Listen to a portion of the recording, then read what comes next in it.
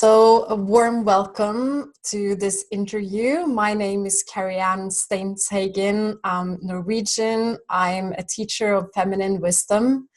And I'm here today with Mandy Adams. And Mandy is going to talk about menopause and menopause as an important transition in a woman's life.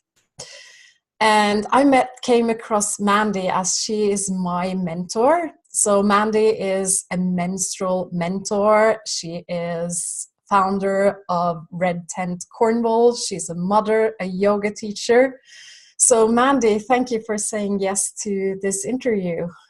Oh, thank you so much for inviting me, Karianne. It's an honour. It's an honour to have this time to speak with you and to have the invitation from you. Thank you for asking. Because originally I wanted to create this interview for my online course about goddesses, and as I'm not in a phase where I have reached menopause, and I know that you have worked with a lot of women related to this theme, and I feel it's a really important theme to address. But Mandy, will you just first introduce yourself for the people that don't know you yet?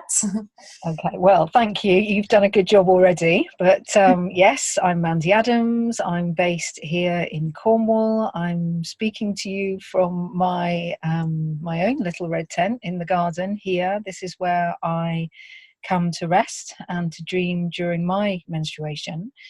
And just to be clear as well, to be invited to speak about menopause, I'm in my perimenopause, so I am still bleeding, but I'm no longer cycling in the way that I was previously. And so I'm in a transitional phase.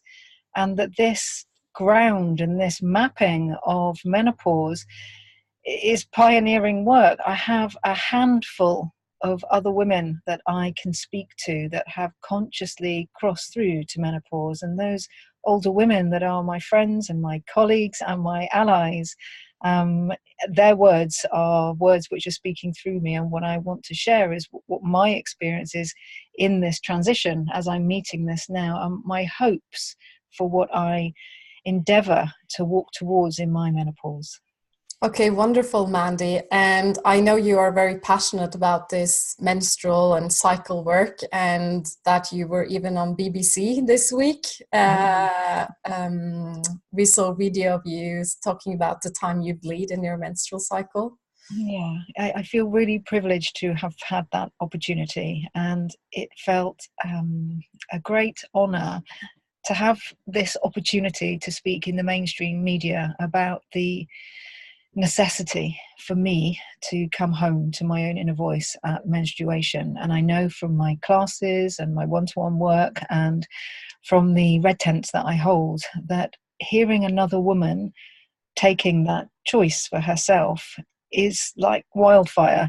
It's like a permission card. It's like a get out of jail free card at Monopoly, one that you want to keep hold of, because then it's possible for others, and it's possible to be able to lift that shame around our own self-care, and that our spiritual practice in many ways can be coming back home to really honouring and understanding these cyclical teachings, which are, of course, the ways that our earth-loving ancestors, the people that were behind us thousands of years ago, lived by. Yeah, no, wonderful. And yes, definitely, like you say, when you go out and voice this in such a public channel, it's easier for other women to own this need for rest and alone time during their menstruation. So yes, thank you for voicing that. Thank you, Karianne. So what is menopause, and what age is typically menopause taking place? Okay, so menopause itself means a pause in menstruating. And so menopause, also called the change, is called the change for good reason, because it is when our hormonal system is changing from a fertile woman able to create physical life to a woman who's in her own fertility able to create and manifest without physically becoming pregnant and creating a child. And so this time of change in a woman's life comes a lot earlier than many women think or imagine. And so as early as 35, Really? certainly by 40 to 50 is perimenopause, roughly speaking, because every woman's body is different.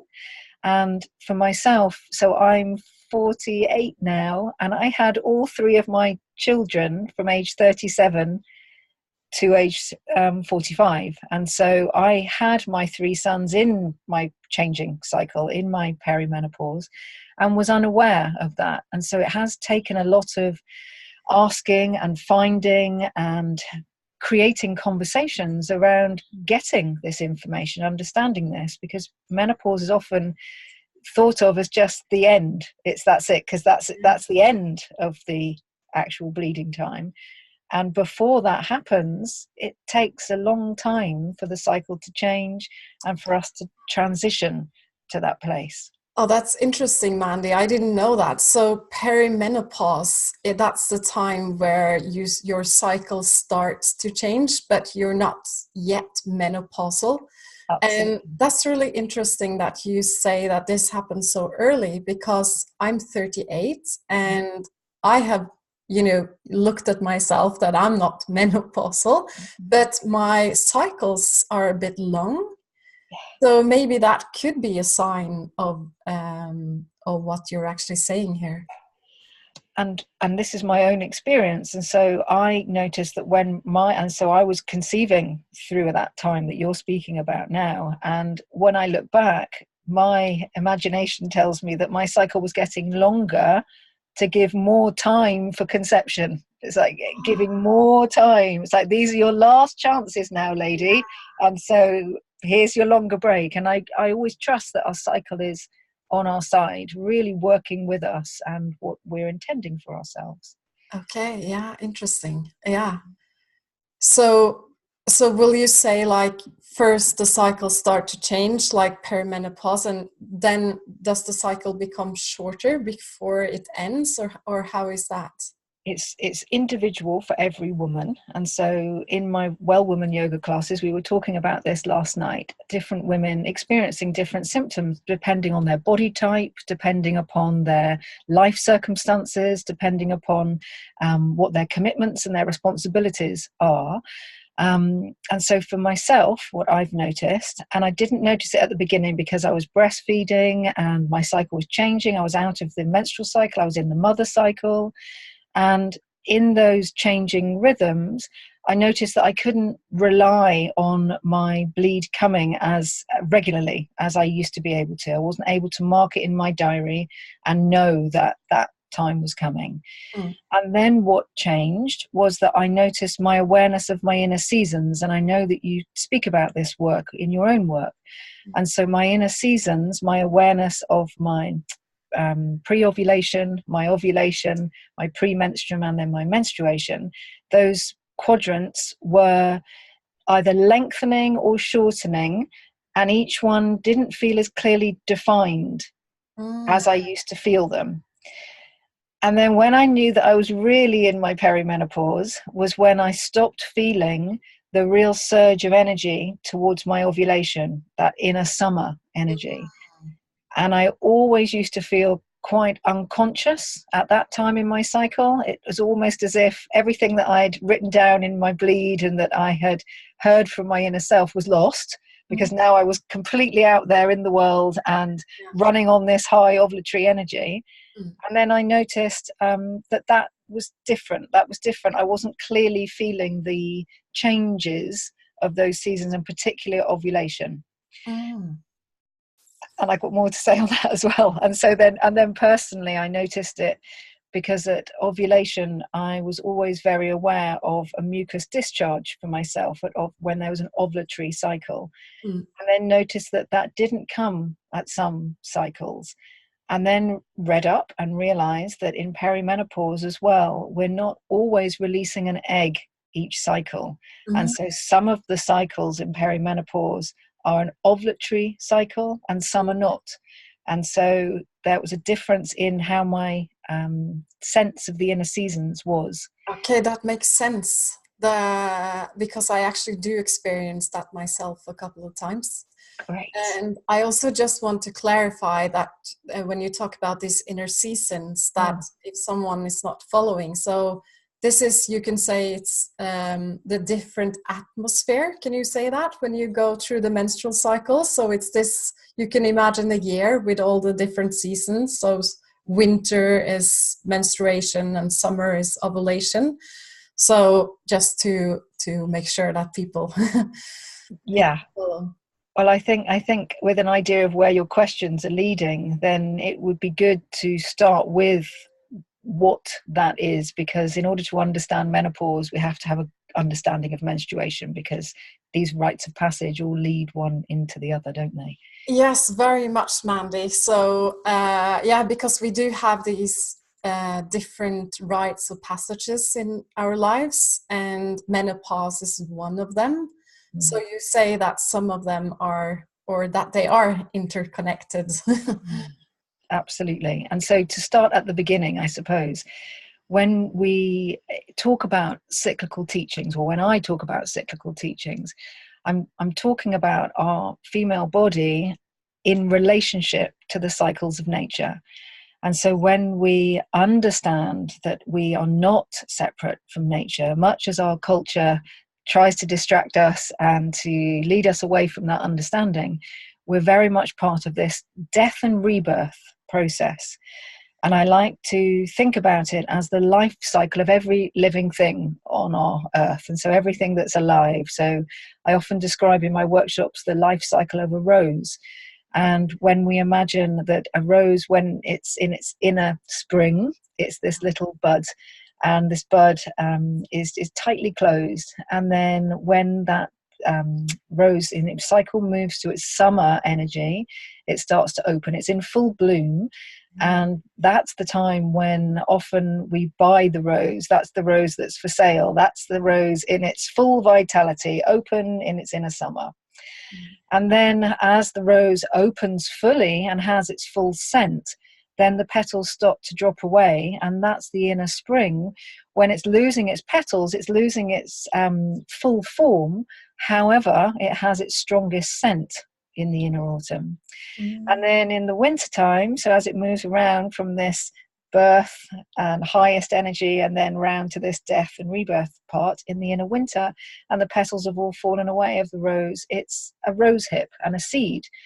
And here is where, of course, we create the medicine from that rose. That's where we get all the essential ingredients that rose hips are used for the medicinal industry.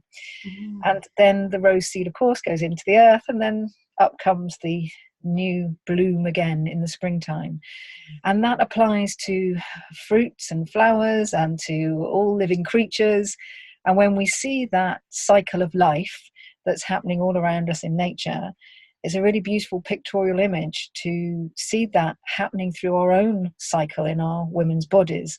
And so each and every moon, and considering that there are 13 moons every year, each of those moon cycles, we are moving with our ovulation towards that full bloom of the rose. And we can overlay many different medicine teachings onto this, and we can see the cycle of the moon. So if we imagine at no moon, at dark moon, when we're in our bleed, that taking us around in our inner spring to the waxing moon, and then at the full moon, our ovulatory energy.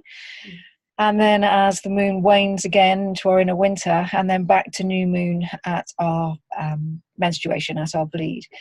And because we're talking, I've not got visuals that I can point to, but generally when I'm teaching, I have a way of showing this, that we're part of this cycle. And when I came home myself to these teachings and was able to recognize my own rising and falling energy, so my energy rising towards ovulation and then drawing back in at menstruation, it helped me to make sense of what's going on for me, because without that understanding, I used to judge myself when my energy was dropping down.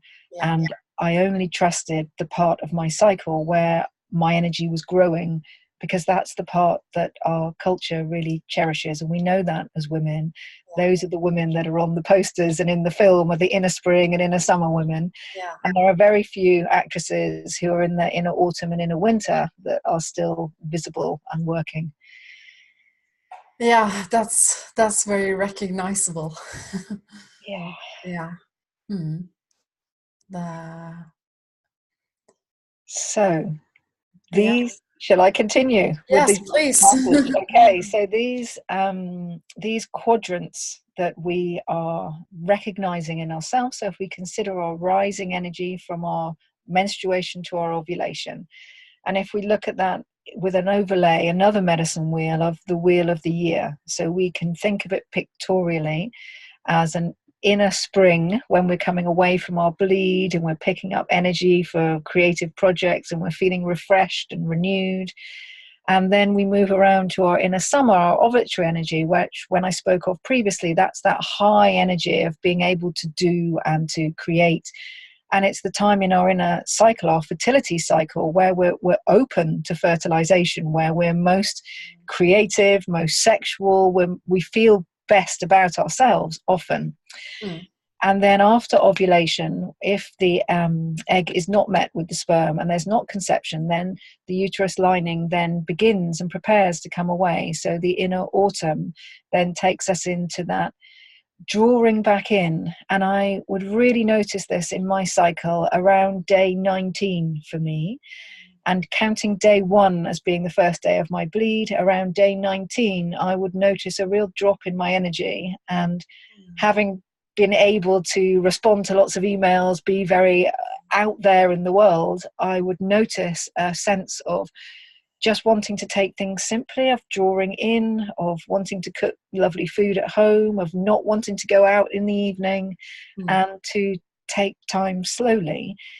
And at first, I would question and doubt myself. And this is the time when naturally the inner critic or the shadow material in ourselves, in our psyche, begins to emerge. Because without understanding of these teachings, then we judge ourselves based only on what we see in our culture. And if what our inner experience is not marrying up to that outer experience, then what I myself have believed for at least 30 years of my life is, what's wrong with me? Yeah. Why am I not able to keep doing and being? And then the inner critic can start an internal dialogue of all the things that's wrong with me, all the reasons why, and these voices start happening. And then would drop down into the bleed. And so then after this inner autumn, being able to drop into this space of winter. And it was after the birth of my second son that I was reading A New Earth, a book by Eckhart Tolle, who's a spiritual teacher who speaks a lot about the power of now and presence. And in one of his books, he wrote something that really resonated with me in that pregnancy. And he spoke about the female pain body. He spoke about how the female in our world has a great opportunity, has a great opportunity to access this collective pain body premenstrually. And he spoke about how this is a way in for women. And it's the first time I had ever heard a spiritual teacher talk about menstruation. And as I was reading the book, I almost jumped out of my seat and just wanted to contact everybody and go, listen to this. And it just felt so amazing to hear it. And then after I'd heard it, it felt really lonely, because I didn't know anyone that I could talk to that understood this or had any knowledge of this. And so it was a 10-year journey that I've been on to find the teachers around the world, the handful of teachers that talk about the female rites of passage, our cyclical nature, as a way of living. And the more I've understood this, the more that I've tracked this back through those teachers to our indigenous ancestors, so our earth-loving ancestors. All of the peoples on the earth come from earth-loving ancestors, and the First Nations peoples, the Aboriginal peoples, the great cultures of our world that still exist, these are their teachings. And so I believe that these teachings are inherent in us because they're the observation of who we are as a human being. Wow. Yeah. Yeah, no, thanks for sharing that. And I guess it helps. I mean, I guess a lot of women recognizes this, that when our energy falls, that it's so easy to blame ourselves, that, you know, suddenly we're not so efficient. We feel maybe that we're, you know, not reaching the goals, you know, in life we want to, and to understand this and to understand that it's actually medicine in also this phase. I think that's so valuable. And absolutely, Karianne, and not only is it valuable in medicine, but it is the way in to awakening. It's the way in to working with the shadow material inside of us so that we can embrace more and more of who we are. And when we are able to take the time, which relates back to the BBC interview that went out this weekend, it's making non-negotiable time to be with ourselves in those moments. And there are many great traditions around the world, meditation and yoga and mindfulness, and a woman's natural mindfulness practice is observing her cycle. And there are natural times in the month where our inner being is calling us back home to deeply listen. And then when that critic arises, after time of sitting with that personality inside of all of us, we can befriend and come into relationship with that part of ourselves, which in fact has been keeping us safe, which in fact has been our greatest ally all of our lives, but that we've not turned to look at. And more to that, you know, once this critic starts to come and we're in our inner autumn, and then of course comes the bleed. And so then there's that sense for me of, well, not only was I berating myself all those years, but then now I totally feel like I can't do anything because now I'm bleeding and now I've got no energy and now I'm in pain and now I feel that I'm not able to even operate. And in my past, the first thing I would do was take painkillers, was to numb the pain so that I could carry on doing. And so it made perfect sense to me when I had my first child that I turned up to giving birth with that practice, that if I got in so much pain, of course I would numb it. And that's what happened in the first birth of my first child, and went through a whole host of hospital intervention. And that's what really woke me up. As I was hearing the screams of other women in the maternity unit, that this inability to be with our pain, because there are no guides or mentors or people that I had heard, except for that first voice with Eckhart Tolle, that it was through the pain that we might find this liberation, we might find this way in to the present moment. Yeah, so that's work with me as a menstrual mentor, that women who experience an awful lot of pain and crippling experiences in their menstruation, I believe, have an awful lot to bring through. And imagine year after year, month after month of not being met and having to mask that inner experience, how painful that is mentally and emotionally. And so no wonder it manifests then physically. And so the more that these conversations happen that we're talking about now, the more that we women listen to our inner being and support one another, the more change can happen. Yeah, and that really touches me when you say that women that has a lot of pain during their menstruation, that I almost tear up because I get so touched that they actually have a lot potential in here, or feminine wisdom, or I used to have, you know, extremely menstrual pain when I was young. I, you know, took 4 strong painkillers. I was almost fainting. It was so painful. So that really touches me when you said that. And I really bless you for exposing your feeling, because this is a real interview. Yeah. Because those tears when I cry, it feels like it's my heart opening. It's my heart. Right, the relief of being valued and being seen and being met in our experience. And imagine how much energy it takes as a young woman to hold down what we're experiencing and not express it. How much effort we put into ourselves as young women to stay in that constrained place, and what it will be like for the next generation of women when we express ourselves freely to them. And I also just want to add, because probably many people don't know what the menstrual mentor is. So as I have worked with you for a year now, I think, or a little bit more than a year, so that you guide me, so I meditate or feel into this different quadrants or the different seasons in the cycle, and it's been extremely valuable. And understanding my cycle in a very different way. And as you know, I work with goddesses. So the different goddesses, you can also say that they also fit. It's the virgin goddesses, they fit in the spring quadrant. It's the mother goddess in the summer. And, you talk about the critic, and I would also call that the dark goddess that we meet.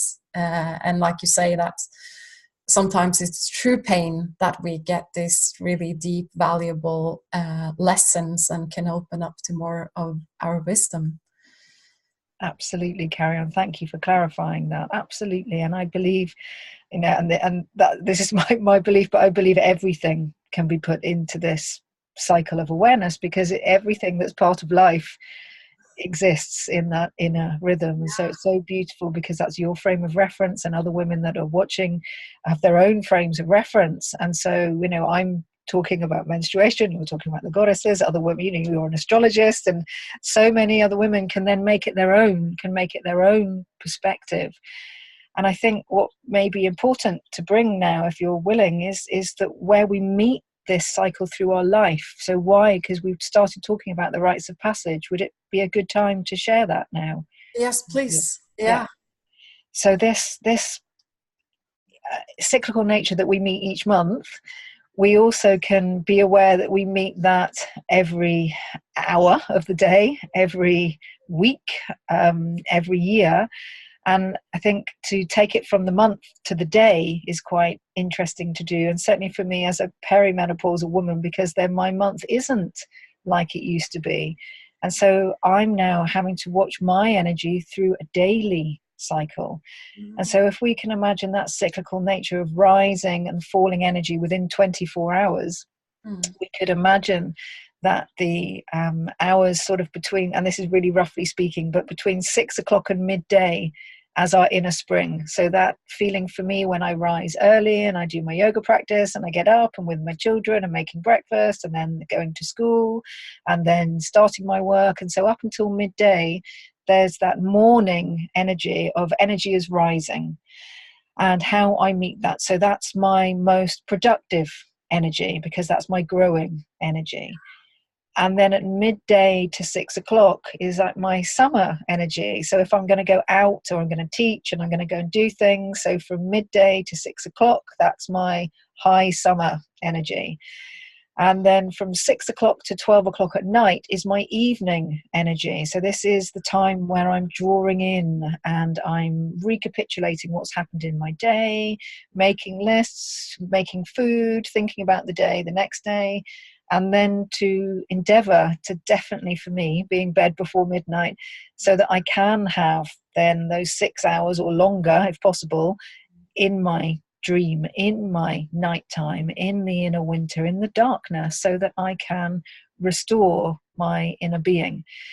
And so that cyclical nature in the 24 hours of a day, or in the rhythm of the week, or in the rhythm of the moon, or in the rhythm of the year, or in the rhythm of our lives, when you take it to the longer rhythm, we can imagine that with regard to when we are, and you mentioned it as the virgin goddesses, when we're in our inner maiden energy. So from birth until the first hormonal change, the big rite of passage of menarche.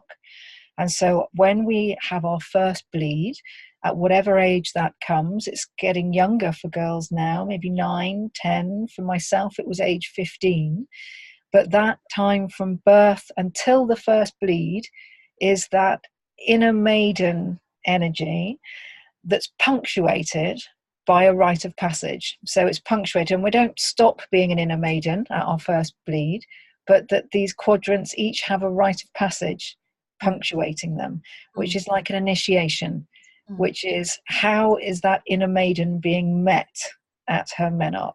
And many women, most women, are not met at that rite of passage, and they're taught at their first bleed that it's somehow needs to be hidden, it's not talked about, and so the unsaid message often is that it must be shameful because no one's talking about it, and that it needs to be hidden. And this experience of menstrual bleeding for the first time, which is of course a girl's rite of passage to being a fertile cyclical woman, is somehow brushed under the carpet. Many cultures around the world still celebrate menarche as a time when a woman is beginning to practice her power. She's going from girl to being a woman, and she's able now to bear children. And so this beginning of her fertility is really championed and celebrated.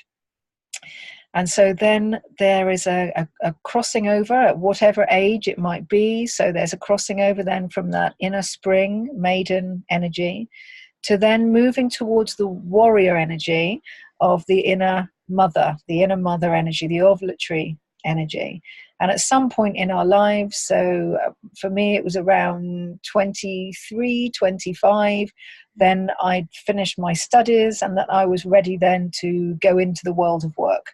And so then when I went into the world of work, then there's an opportunity. So from around, let's say 23, 25 to say 40, there's an opportunity in that time to get pregnant.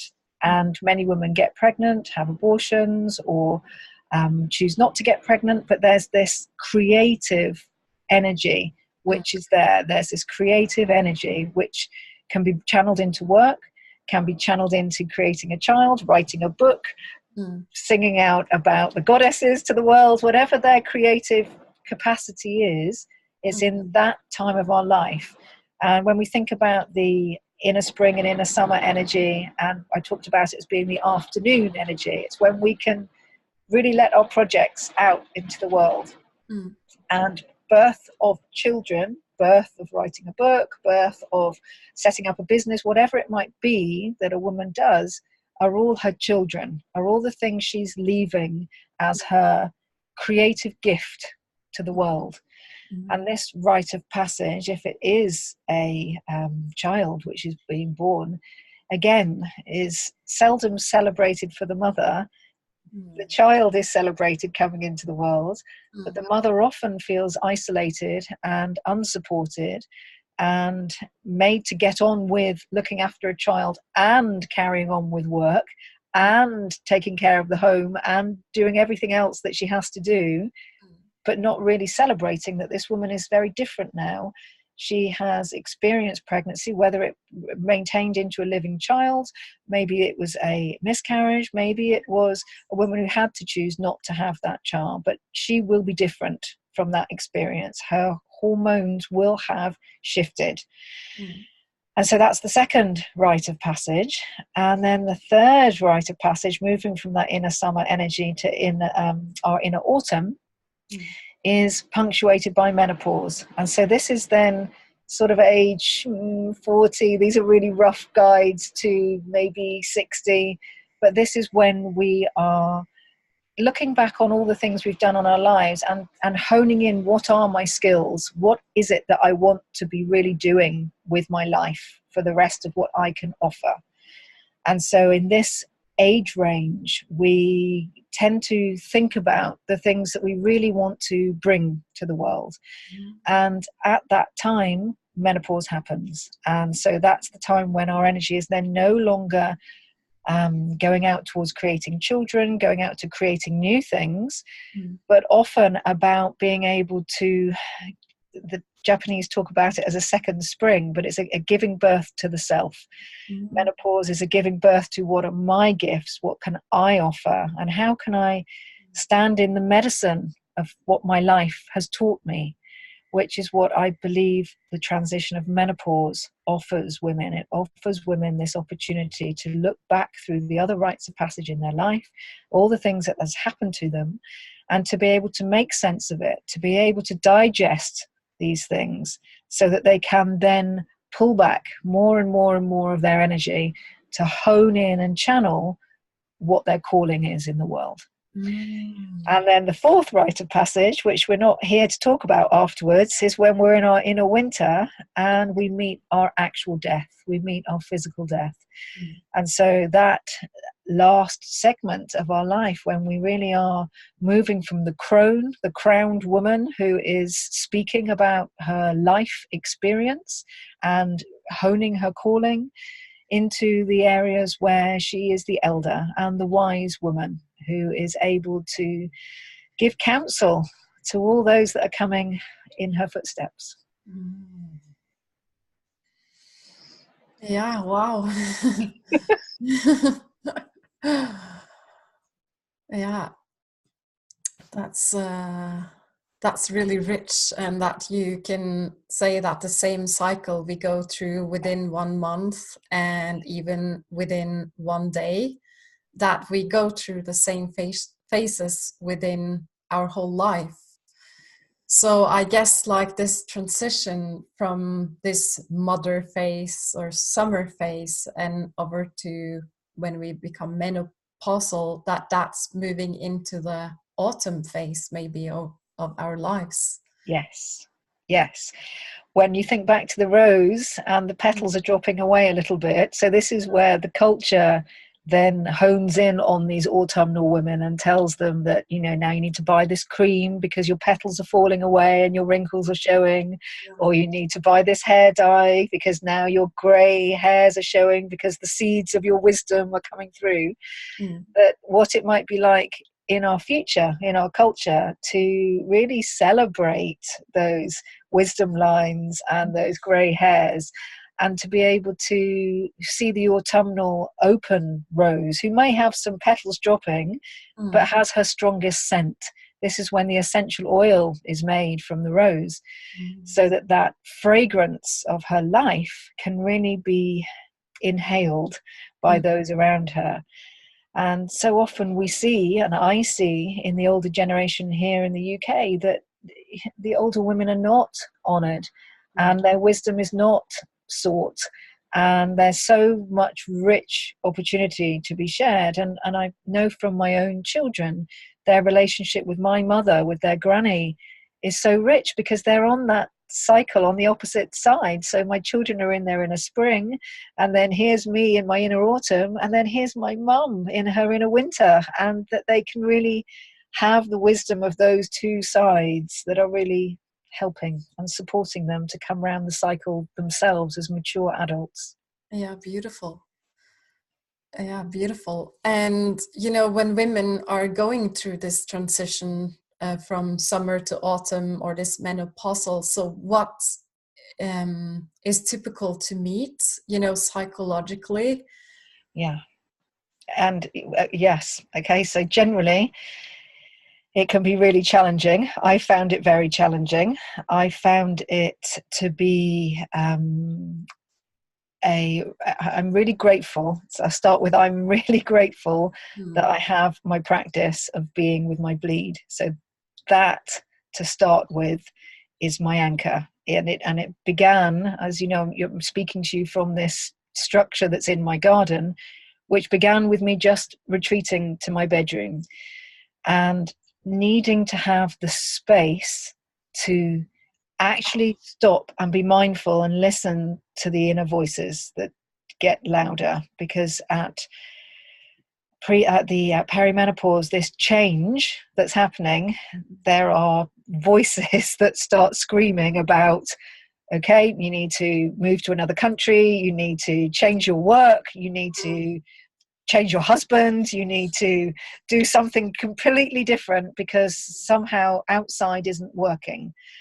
And when I started feeling all these different things of the outside, it was a clear signal to me of, okay, well, that's a reflection of what's going on the inside. Mm. And so what is it that I need to listen to that needs changing and being with inside of me? Mm. And so the practice for me in my perimenopause is to know that I can take time and retreat. So having a safe space like this when I start to feel overwhelmed. And so I'm a woman who has always been a via positiva woman. I've always been very in my rising energy, able to do and to get things done, and prided myself on having a list, ticking the list off through the day, moving on to the next list and having the list written for the next day. And when I felt that I wasn't able or even wanted to run by a list anymore, there was a sense of what's wrong with me, what's going on. I'm not who I used to be. And I had to start looking at what I valued myself up against. What am I putting my value on myself as? Yeah. And I was valuing my productivity, and I was valuing what I could give out.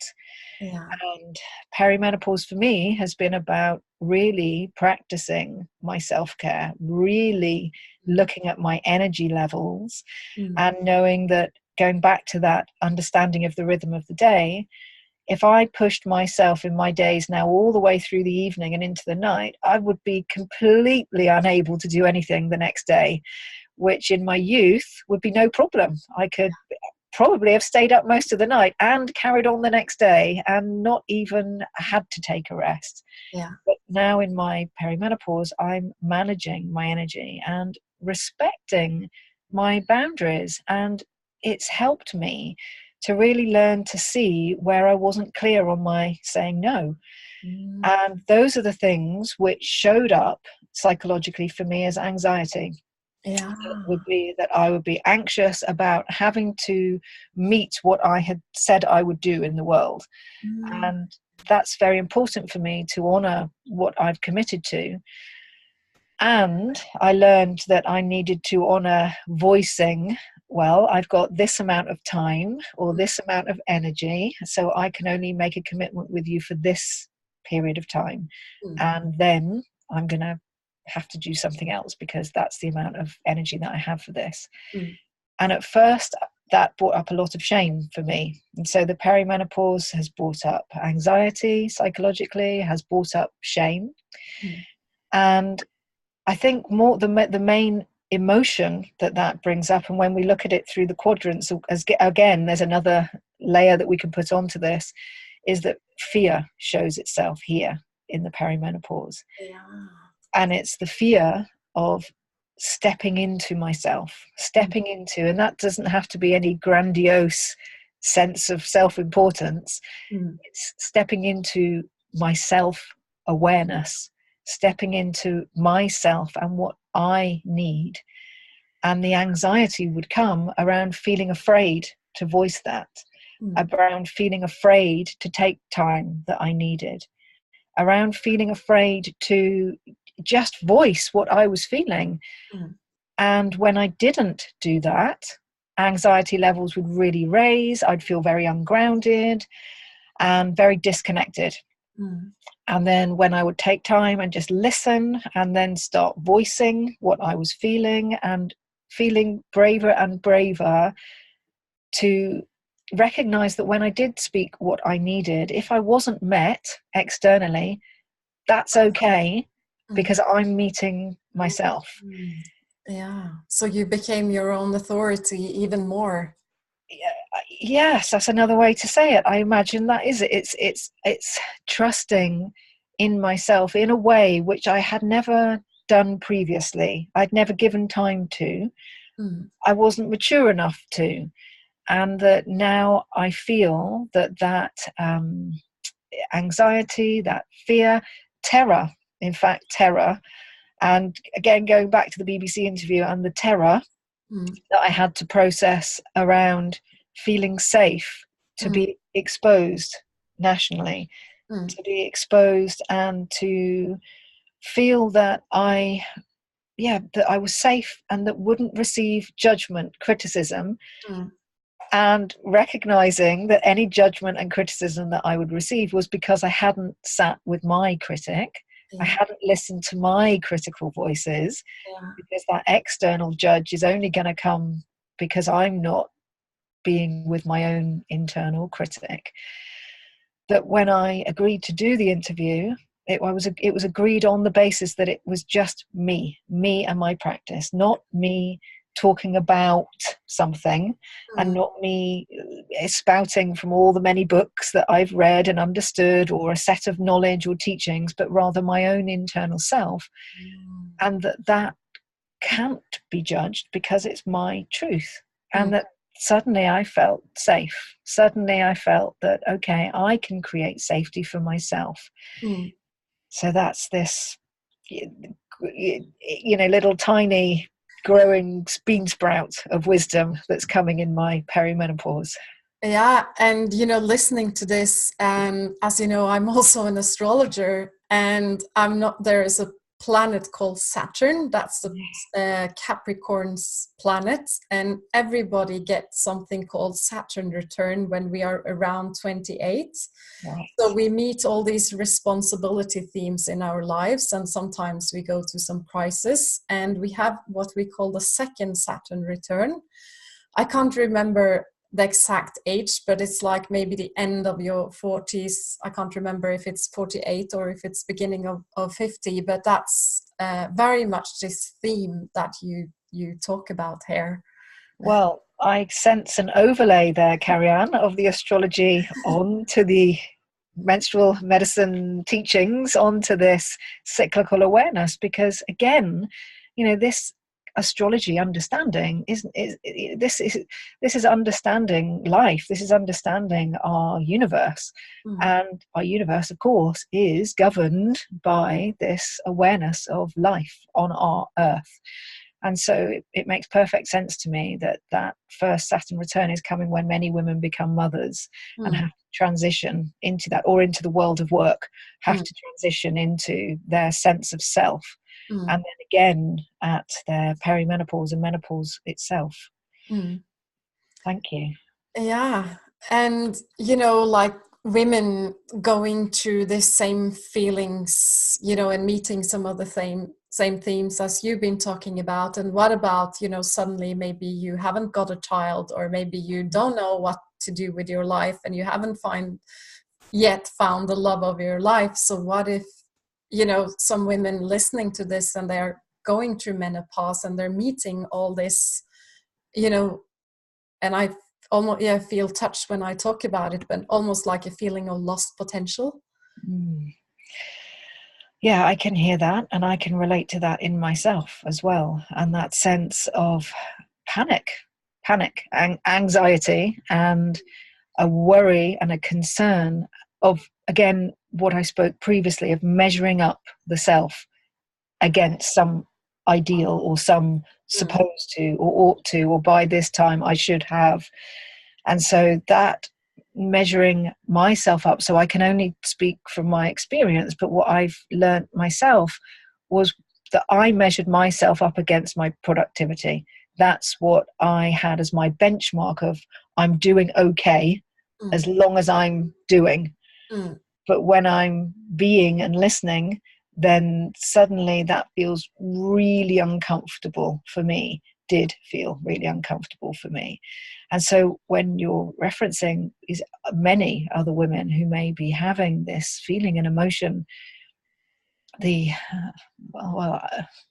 sense, or without wanting to give advice, but the only way in is through those feelings, I believe, and to seek support of others that are experiencing that. And so that brings us nicely to the Red Tent movement. And so gathering together with like-minded women, because those women will be your allies and support. So part of the mentoring that I also do is supporting women to set up their own circles, their own groups of women, And I have my own group, my own private group, which is called Blood Sisters, and that we've met for many years tracking our cycles. And that's been a great support for me, as well as running the public Red Tent Cornwall. And that I encourage women who perhaps choose that they don't want to have children. I mean, that's a life choice, and that to seek that choice without shame and to feel proud that that's what they've chosen, and not to be questioned or, worse, looked down on, to gather with other women who've made that choice to gain strength and to gain encouragement, or to gather with women who don't have their life partner and to talk about this and what is a life partner anyway, but to try and break these strongly held beliefs that we have about what we should or ought or are supposed to have done. And the relief and sense of community that I have felt and feel within the groups that I'm part of, because I'm able to say anything that I am experiencing, and I know that I'll be met. I'll know that I won't be judged.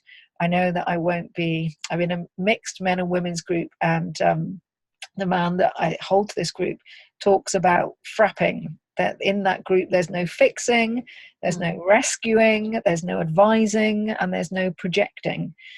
And that we in these communities have an opportunity to voice these shaming voices that are there for us, and then to befriend them so that we can stand in our power and our authority.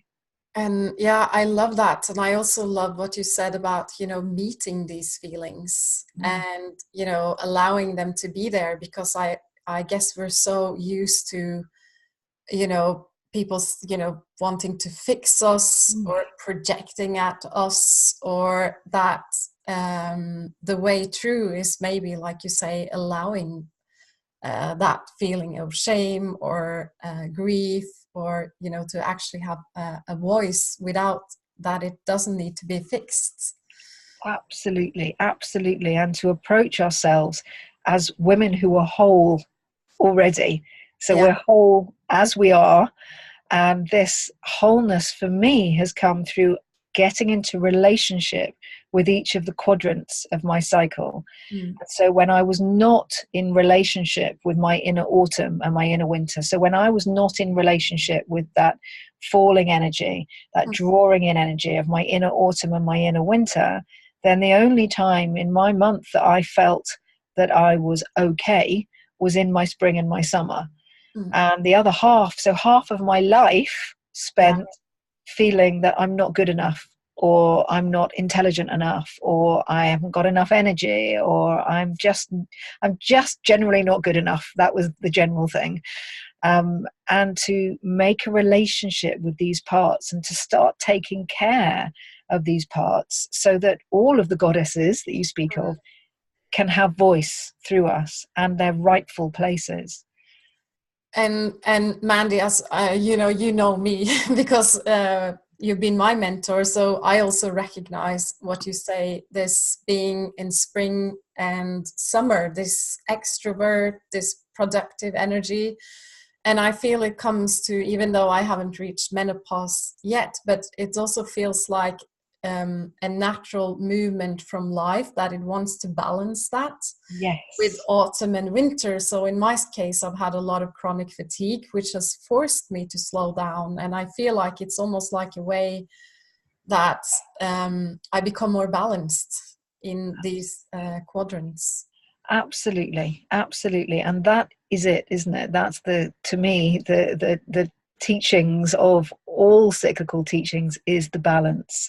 And that we can really consider in ourselves our own inner rising kind of masculine yang energy, and our own feminine drawing in energy, our yin energy. And from the Taoist belief and understanding, without those two halves of our inner nature being in balance, then we are projecting outside of ourselves. There's always something outside of us that's doing this to us, or that's making us not right, or that we are measuring ourselves up to. And when we come back home to these cyclical teachings and find that inner balance between our rising and falling, the yin and the yang energy, then we find that all these outer things that we're seeking naturally arise for us because that inner process has taken place. Yeah, beautiful. And before we end, do you have anything to say about, like, I guess a lot of women experience sleeping difficulties through menopause, and also this heat